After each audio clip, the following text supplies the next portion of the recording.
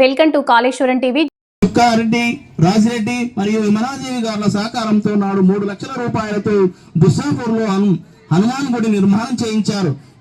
భూపాల్ నగర్ లో గ్రామస్తులు దాతల సహకారంతో పాఠశాల భవన నిర్మాణానికి కావలసిన ఎకరం స్థలం కొని ఎన్ఆర్ఐ హనుమాన్ల రాజేందర్ రెడ్డి గారి 12 లక్షల దాతృత్వంతో 6 రూముల బిల్డింగ్ ను లక్ష్మణ పేరు మీద నిర్మించారు.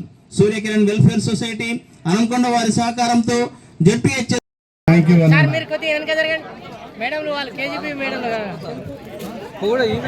చెల్పూర్ పాఠశాల ప్రధానోపాధ్యాయులు అశోక్ గారికి మా పాఠశాల పక్షాన ధన్యవాదాలు తెలియజేసుకుంటూ మరి కార్యక్రమంలో భాగంగా పిఆర్టీయు జిల్లా ప్రధాన కార్యదర్శి కుసునపు కిరణ్ కుమార్ గారిని వారి యొక్క అమూల్యమైన సందేశాన్ని ఇవ్వాల్సిందిగా సాధారణంగా ఆహ్వానిస్తున్నారు.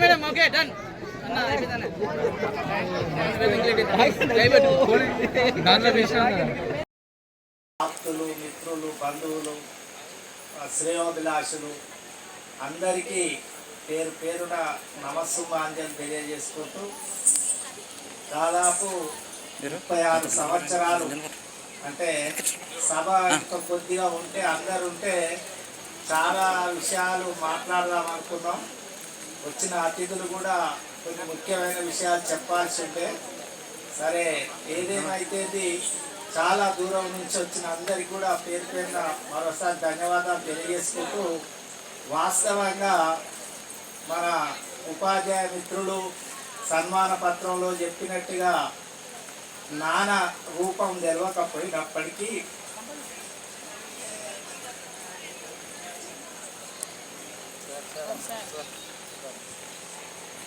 అమ్మ అన్నదమ్ముల మిత్రుల సహాయ సహకారాలతోటి మనం అంచెలుగా ప్రతి ఒక్కరి బంధువులతోటి మనం వారికి ఉపయోగపడుతూ వారిని కూడా మనం ఉపయోగించుకుంటూ పరస్పరంగా ఒక మంచి దృక్పథంతో మనం ఈరోజు వరకు నా గమ్యం ప్రకారం నేను డ్యూటీ చేయడం జరిగింది.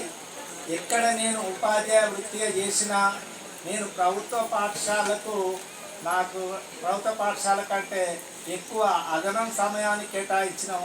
నా పిల్లల కంటే ఎక్కువ కూడా ప్రభుత్వ పిల్లలకే ఆ విద్యార్థులకే ఏం చేయాలి ఎట్లా చేయాలి అనేటువంటి తపనతోటి నిరంతరం పనిచేసినాం.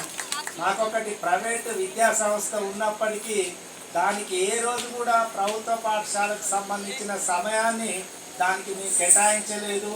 దాన్ని ఒక భాగంగా ఒక సమాజంలో గౌరవంగా ఒక కొంతమంది నిరుద్యోగులకు ఉద్యోగ వృత్తి కింద అది ఉపయోగపడుతుంది మనకనే కోణమే తప్ప మన డ్యూటీని ఎగరాం పెట్టి ఏ రోజు కూడా మనం దానికి సమయం కేటాయించలేదు.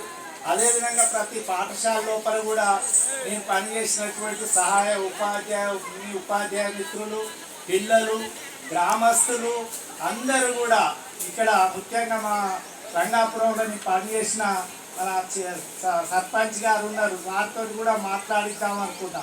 11 సంవత్సరాలు రంగాపురంలో పనిచేసి ఇంత మన్నలను పొందడం జరిగింది. వారు ఎప్పుడూ మా పాఠశాలకు వెన్నంటి ఉండేది. మాకు చాలా గర్వంగా ఉండేది. ప్రతి చోట కూడా మేము గ్రామం లోపల మమేకమై పిల్లలతోటి మమేకమై ఉపాధ్యాయులతోటి మమేకమై విద్యాభివృద్ధికి నిరంతరం కృషి చేసినాం. ఒక మిత్రుత్వంగా చేసినామంటే లేదా స్నేహం చేసినా కూడా అది స్వచ్ఛమైనటువంటి మనసుతో చేసినాం. వేరే స్వలాభం కానీ వేరే ఆపేక్ష కానీ లేకుండా మంచి మనసుతో విద్యాబోధన చేసి ఇంతవరకు మనం వచ్చినాం. అంటే మనకు గమ్యం లోపల ఉపాధ్యాయ విరమణ అనేది మనకి ఏదో ఒక రోజు నిర్ణయించబడుతుంది. కాబట్టి మనం తప్పకుండా ఆ రోజు నుంచి మన బాధ్యతల నుంచి తప్పుకోవాల్సిన అవసరం ఉంది. తర్వాత మన స్థానం లోపల కొత్త యువత చేరి సమాజానికి వారు కూడా సేవలు అందించాల్సి ఉంది. కాబట్టి ఈ పదవి విరమణను కూడా నేను మీ అందరి సమక్షంలో మీరందరి ఇంత ఆప్యాయత అనురాగాలతోటి ఇంత దూరమైన సుదూర ప్రాంతమైనప్పటికీ మీ సమయాన్ని మీ శ్రమను అంతా ఓర్చి నాకు ఇంత ఘనంగా సన్మానం చేసిన మా ఉపాధ్యాయ మిత్రులకైతే ప్రతి పనివారికి అయితే వచ్చిన బంధుమిత్రులకైతే ప్రతి ఒక్కరికి పేరు పేరున ధన్యవాదాలు చేసుకుంటూ ఇదే కాలంగా ఎల్లవేళలా మీ సహాయ సహకారాలు మీ ప్రేమలు ఇట్లనే అందించాలని కోరుకుంటూ సెలవు తీసుకుంటూ థ్యాంక్ యూ. ప్రయాణం చేస్తున్నటువంటి కష్ట నష్టాలలో సుఖ దుఃఖాలలో పాల్పంచుకుంటున్నటువంటి వస్తున్న నాకు మా వారికి జరిగే సన్మానంలో నన్ను భాగస్వామిని చేయడం నాకెంతో ఆనందంగా గర్వంగా ఉంది. ఇంకొక ముఖ్య విషయం ఏమంటే గతంలో లాస్ట్ బర్త్డే సార్ది 60th బర్త్డే.